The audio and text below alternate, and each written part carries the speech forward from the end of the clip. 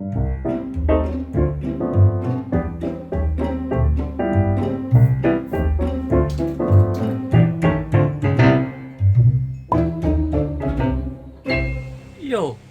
Alam mo ba, meron akong plano ng mga higit, I think ilang taon na atang nakalipas. Siguro nag-start to nung 2020. Pero hindi ko siya nagawa kasi nagka-pandemic. At ngayon, nakakuha ng chance para magawa siya. So, papayla sa inyo. Ako kasi, fan kasi ako ng Half-Life ever since nung maliit ako. At the same time, nung lumabas mismo yung Half-Life Alyx na game, ay mas nagustuhan ko mismo yung mga Combine. Yung Combine kasi, sila yung parang mga kalaban mismo na dun sa game na yun. At the same time, sila yung parang, sabi natin, nagkikip daw ng peace sa lugar. Kumbaga sila yung nagkocontrol sa buong city, which is tinawag na City 17. Yung gusto ko kasing mag-costume, or mas favorite ko kasi yung character na Metro Cap. Ayan, yung character na yan. So, ayan po ay si Metro Cap. So, isa po siyang Combine. At itong character na to, ay gusto ko siyang igawing costume. So, naisipan ko na ngayon, this coming birthday ko is maging costume ko siya para sa Halloween. Kaya gagawin natin to ngayon and susubukan natin siyang mai-replica to the point na talagang malapit siya sa pinaka-actual na itsura niya sa laro. So yeah, tingnan natin kung ano magagawa natin. So naghanap mismo ako or nag-search ako sa mga article and thing when it comes to Metro Cap at may mga ilan akong mga nakita. So nakakuha na mismo ako ng maskara niya, which is doon siya sa isang website na pinangalan na Etsy. So ito siya mismo and it costs a lot of money, sa totoo lang, masakit siya sa bulsa, pero maganda siya kasi ayan, kung papansin niyo, talagang yun talaga yung hinahanap ko. Kumbaga talagang ano siya. So sabi ko sa sarili ko, why not na ito na yung gamitin natin, tsaka ito yung mismo yung kontakin kong seller. Umorder na ako dito and I think darating siya by around October 20 plus ata. Ngayon kasi kung totoosin talaga September 26 pa lang ngayon at napakalayo pa. And I know, it's still early. Pero kasi kaysa naman na mahuli or hindi kagad makuha, mas maganda makakuha na kagad ako. So yun, then after noon, ay nag-search pa ako ng mga and may nakita kasi akong article na kung saan ay gawa siya ng cosplay when it comes to Combine Metro Cap, lalo sa mga paggawa ng mga close and thing, ganun. So yan, from U3. So yun siya, ito yung gawa niya mismo sa kanyang Metro Cap na Combine. And sobrang ganda niya, talagang nakahiligan ko talaga yung yung itsura niya, tsaka ang lapit talaga sa original. At pinakita niya sa pinaka-discussion niya to kung paano niya ginawa. At ayun, so yan yung itsura ng una niya. At tinuturo niya kung ano yung mga kinailangan, ano yung ginawa, nag-ano pa siya ng replica at marami pang iba. Kasi yan yung mga armor and more. So ayun, sabi ko sa sarili ko, it's been 3 years since nung ginawa ko yung ganito, kaya I think panahon na para, para ako naman mismo yung mag-replicate nito. So ngayon, kinompile ko lahat ng mga information sa kanila, and ito sila lahat, thankfully. Yan, inano ko yung para sa paa, yung band sa gilid niya, which tatahiin yan, and yung jacket na kailangan, na pinakamalapit, gano'n, at kung paano niya ginawa yung armor. At the same time, itong stand button nila at marami pang iba. Kasi ngayon, ipiprint ko lang to. So, yeah. Tignan naman magagawa natin dito. Teka, i-compile ko na siya sa Word, then ipiprint natin siya ngayon. Okay, so tapos ko na siya i-compile ngayon. So, ipiprint ko lang siya ngayon para meron kami parang papel na susundan para sa costume.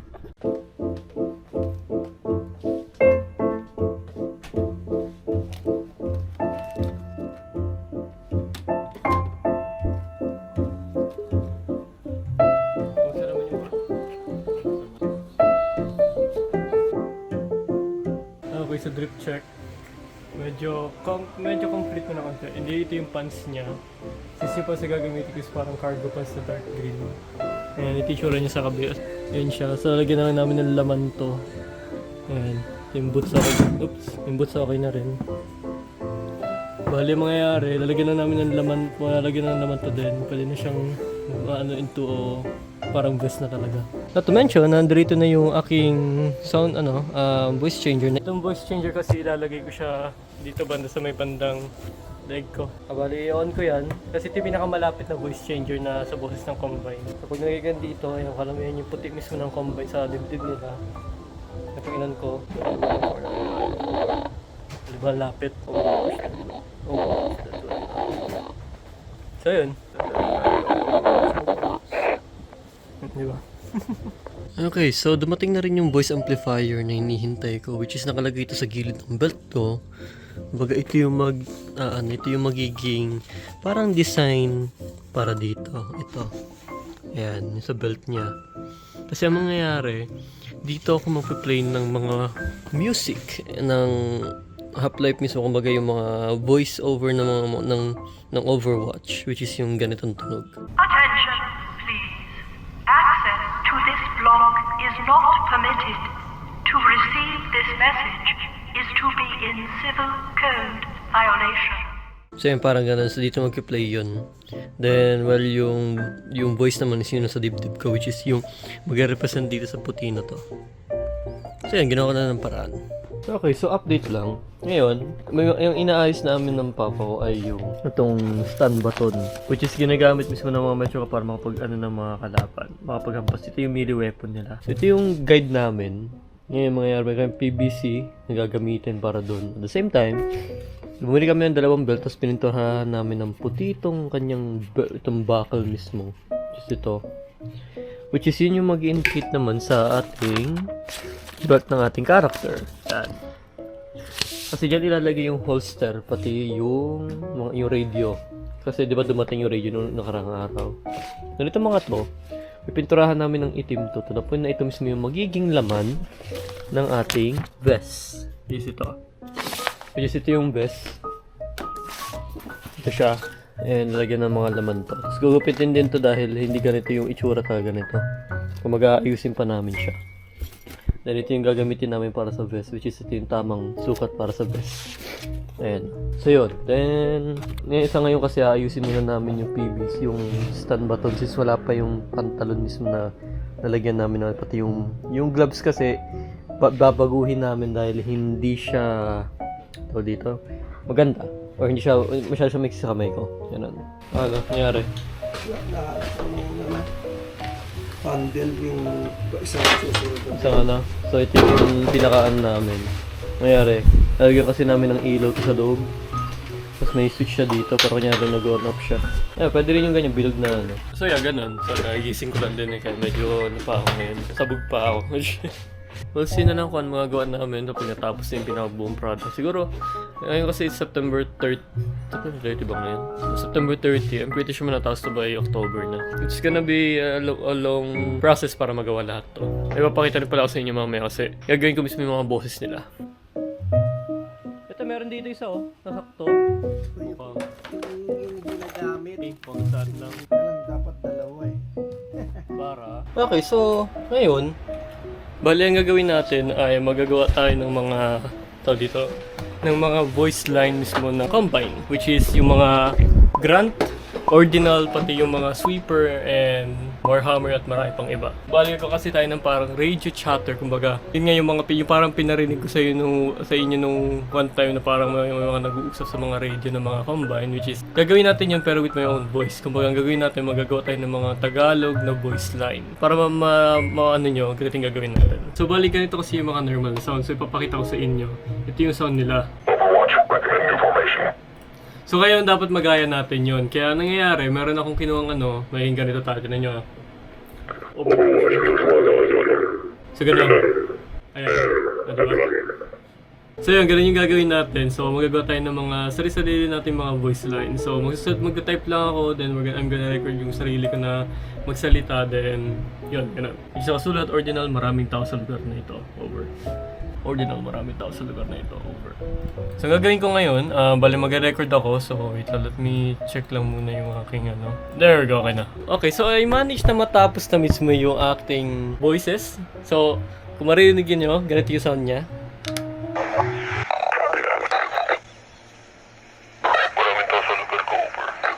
Maraming tao sa lugar ko, over. Okay na yun, maraming tao sa lugar ko, over. Sa lugar na ako ng position, over. Captain Commander, Standards 32, Tanker 78, Shield 100, Backbones Point 73, Outpost 3, Lakers 15, over. Ang gagas! Tapos tinan nyo, gumawa din ako ng some kind of a Overwatch style. So, parang ganito. Attention please. Ang nakaharap nyo ngayon ay isang karakter mula sa isang laro na Half-Life. Pinangalanan itong Combine Metro Cup. Salamat na marami. Ngayon, habang nagpi-play ito, gagamitin ko tong ano.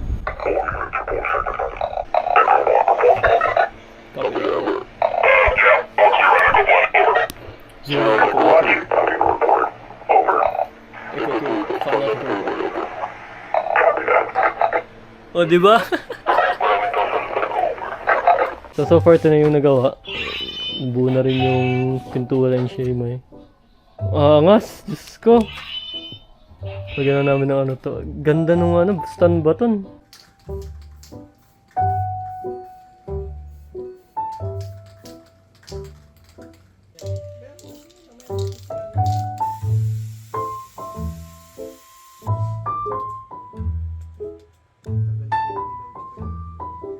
So, may plano kami dito sa may pinaka-voice mismo.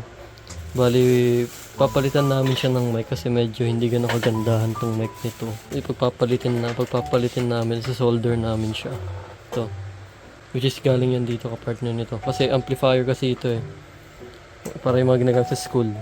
Mangyayari kasi para sa maganda nakalagay ito sa pinaka-ulo. Tsaka maganda kasi yung quality nito eh. Ayun. Lumabas na yung wiring. Hirap niya na yan, nipis no. Wala pa presyo pero nasa 20k megit yun. Sa 3D.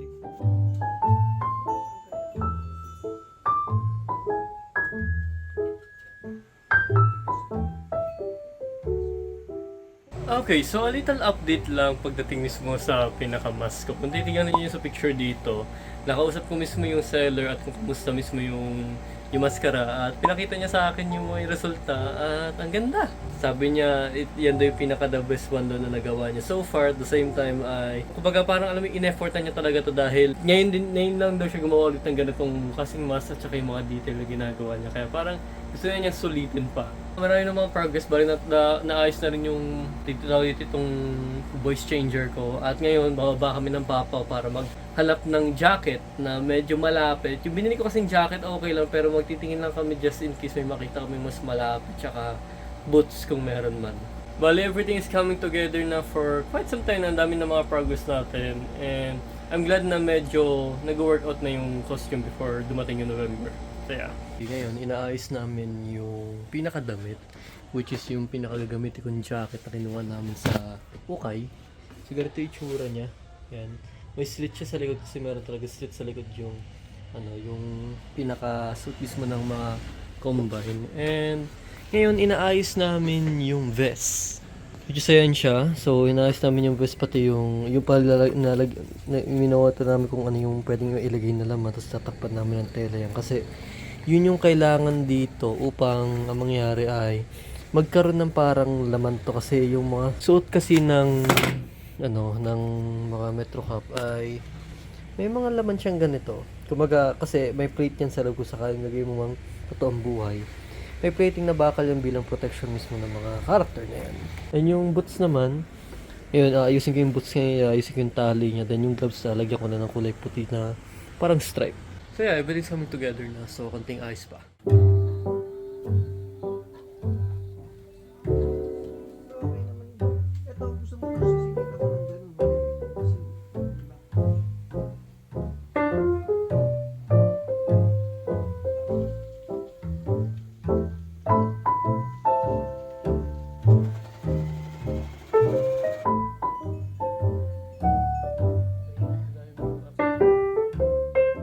So, karating lang nung in-order ko or pinagawa kong hanggan mismo ng costume.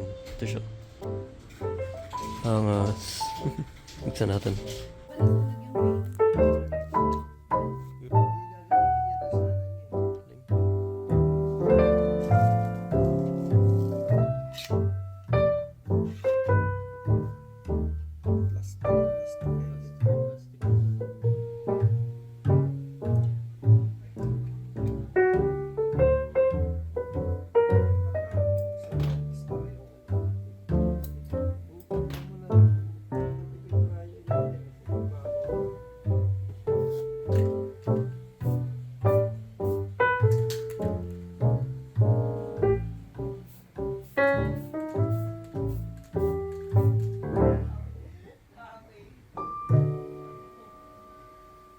Fit check ulit. Medyo malapit na. Kunti na lang.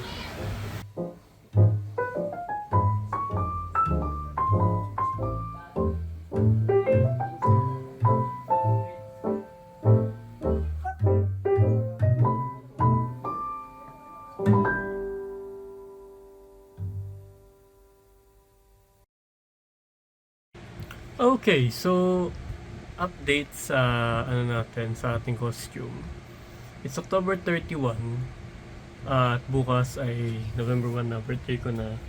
And hindi pa rin dumarating yung mask. So unfortunately, hindi ko magagamit yung costume sa birthday ko. I think masusuot ko lang siya siguro after na ng birthday, ganun. And it's really sad na ganun. Ang huling update sa clearance siya or nasa custom clearance siya ng Pilipinas nung bansa natin. Only update sa October 26. Hanggang ngayon wala pa. Na-miss ko yung opportunity na i-celebrate siya kasama yung mas. Dahil natapos na namin yung buong costume. And hanggang ngayon wala pa. So I don't know kung anong ginagawa ng custom natin. Samantalang kompleto naman na papeles yun at nagbayad ako for express delivery para ma-deliver siya kaagad ng mabilisan. At i-priority kasi wala pa rin. Nakakalungkot lang. At disappointed ako sa custom natin. Tignan natin kung ano araw makakarating yan. Siguro after nung birthday ko and more ganun. Pangit lang. Alam mo, yung date ngayon is November 4. Wala pa rin yung mas.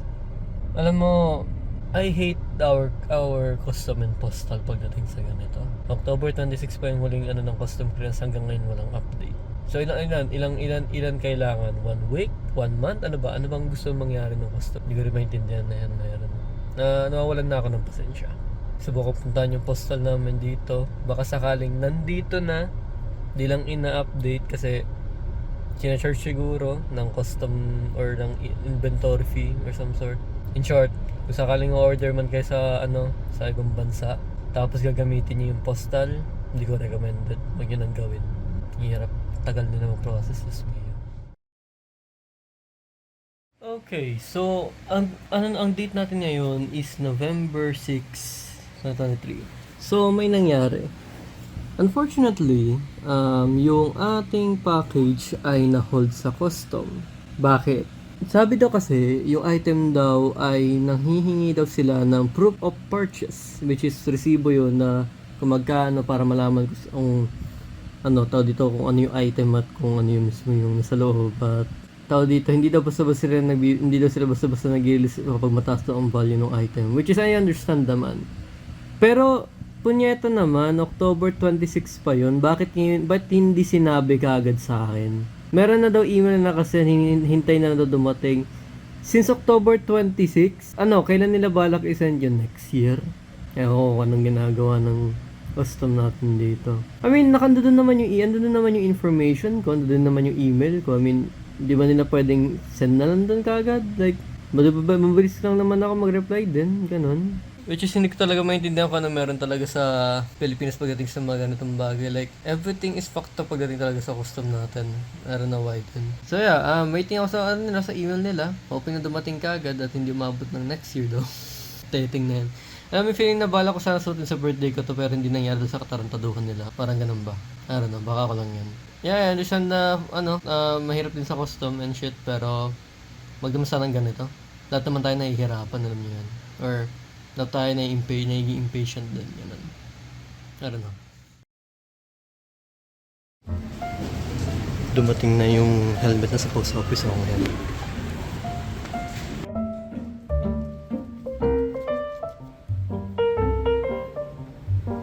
Grabe, almost 1 month din bago ko nakuha. Tagal din, pero ang galit na dumating na. Ang dami na kailangan bayaran pa. Nagbayad ka na, bayaran pa ulit.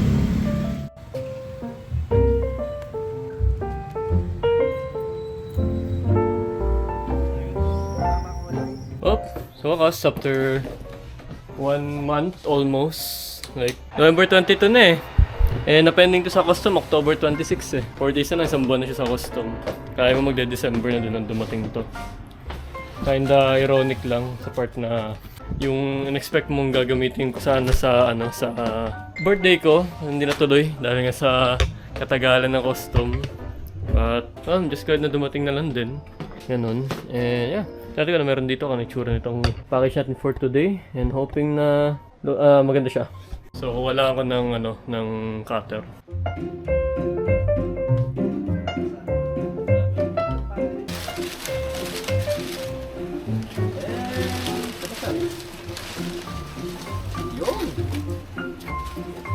Gawin Ganda. talaga.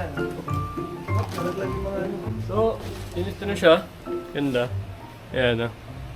At, yeah, I'm really glad na nag-turn out very well yung So, hindi ko sure kung paano ko masusuot yung salamin ko sa kasi napaka-fit niya masyado sa akin. Pero, Yan, ganyan. Kasi yan. Yan.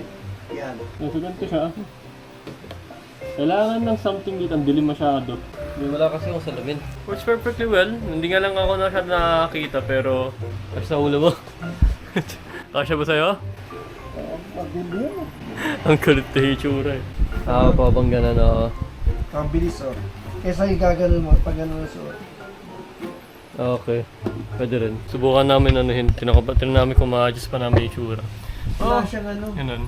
So may mga further adjustment pa kaming gagawin dito kasi pag sinusot ko siya, Dito tsaka dito. maharing yung salamin ko and baka masira yung salamin ko eh. Kaya Bawasan ko rin dito.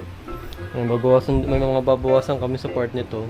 Okay, so subukan natin sukatin yung buong costume kasama yung pinaka-helmet mismo.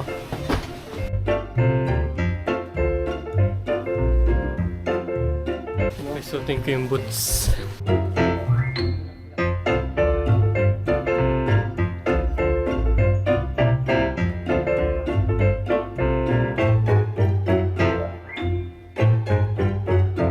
Sa akong itlog. Uy, talikod. Para akong itlog ngayon. Okay, so nahanap ko na. Kunti na lang, patapos na ako. Yung itsura ko, parang sabak ng gera eh. Ang kulit eh. So na may ilaw to. Oh. Parang kunyari naka-on siya.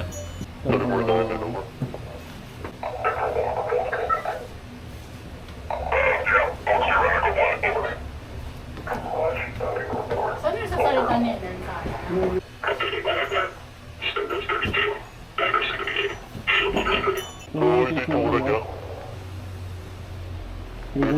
Wala hindi pa nakaka-ayos yung helmet pero it's not.